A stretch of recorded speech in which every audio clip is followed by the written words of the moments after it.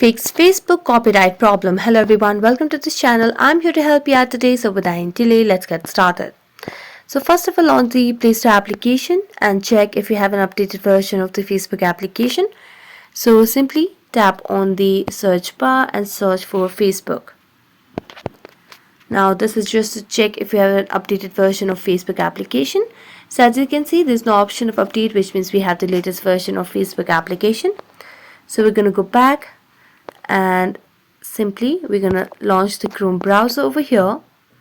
And as we launch the Chrome browser, simply tap on the search bar at the top of the screen and we'll be searching for Facebook support. So as we tap on the search icon at the top of the screen, we'll be searching for Facebook support just to have the access to Facebook support team over here. So let's tap on it and search for Facebook support. So let's search for Facebook support over here. And as you do that, you'll be able to see the option of Help Center at the top of the screen. So simply select on that.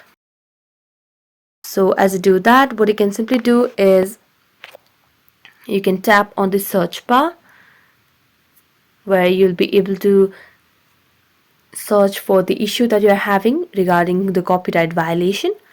So let's just wait, and here simply tap on the search bar and tap on the option of copyright violation. So let's select on copyright violation over here and then search for it. So here you'll be able to see different options. So what can we do over here is simply how do we report. So we do not have the particular answer to this, so we're going to scroll down and here we have no other options. So simply tap on any of these options, and as you tap on any of these options, you can simply scroll down and here it says, was this helpful? So just tap on no and says the solution does not work.